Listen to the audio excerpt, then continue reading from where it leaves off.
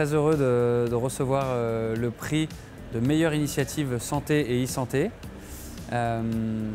Pour moi, ça représente beaucoup parce que derrière, c'est toute une équipe de 54 personnes qui travaillent au quotidien pour les personnes âgées et notamment pour les grands enjeux qu'on connaît du virage domiciliaire, donc pour les maintenir à domicile.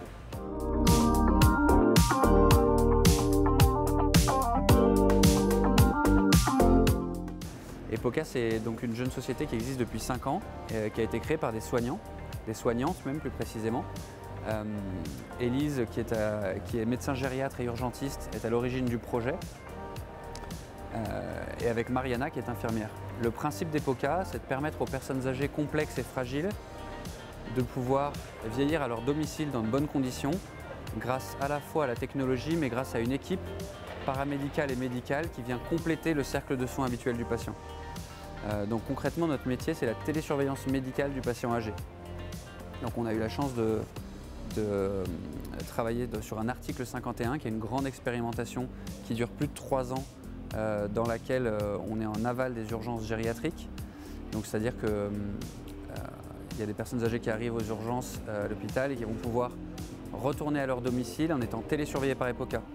Et ce qui est super intéressant dans cette expérimentation, c'est qu'on est en train de montrer qu'on arrive à réduire les allers-retours à l'hôpital de plus de 50% par rapport à l'année d'avant, c'est-à-dire l'année où ils n'étaient pas télésurveillés par Epoca.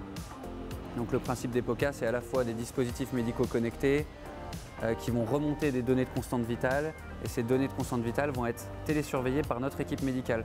Notre équipe médicale, elle est composée de 13 infirmiers et infirmières et 7 médecins qui sont disponibles à toute heure du jour et de la nuit. Donc voilà, la conséquence majeure, c'est l'éviction hospitalière.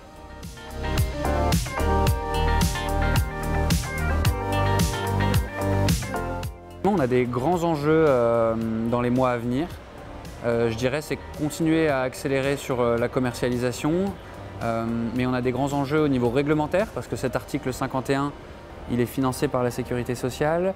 Il montre de très bons résultats aujourd'hui, mais il prend fin en février 2025. Donc on est en train de continuer à documenter, à étayer, à faire la preuve du dispositif pour pouvoir un jour rentrer dans le droit commun. Rentrer dans le droit commun, ça veut dire un petit peu comme le circuit des médicaments, un jour être remboursé en partie ou en totalité du dispositif. Mais pour ça, effectivement, il faut avoir fait la preuve que c'est utile pour tout le monde, pour les personnes âgées, pour les soignants, pour les finances publiques. Donc on est dans ces étapes-là qui sont cruciales pour notre développement.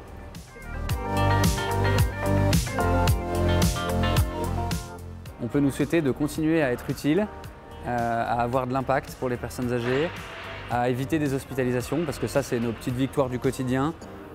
C'est quand on est appelé le week-end et on arrive à guider au relevage d'une chute à distance, ou alors quand on parle avec les pompiers, qu'on leur dit non, mais en fait, on va temporiser la situation, la personne, vous pouvez la remettre dans son lit.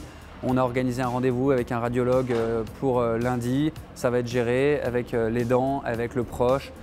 Et en fait, ça évite un passage aux urgences avec les conséquences qu'on connaît qui sont pas toujours agréables pour les personnes âgées. Donc oui, continuer à avoir de l'impact, continuer à grandir, garder ce niveau de qualité qui est clé parce que même si on est une entreprise, on reste une entreprise de soignants. Et puis continuer à venir à Silver Eco et à avoir ce genre de succès.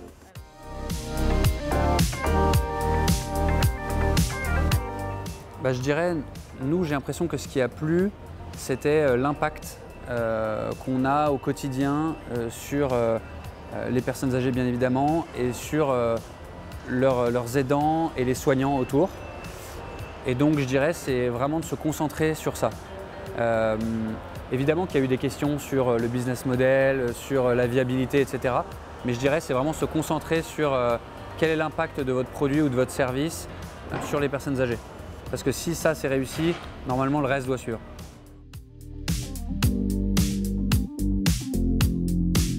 J'ai trouvé que c'était original, que l'initiative était top.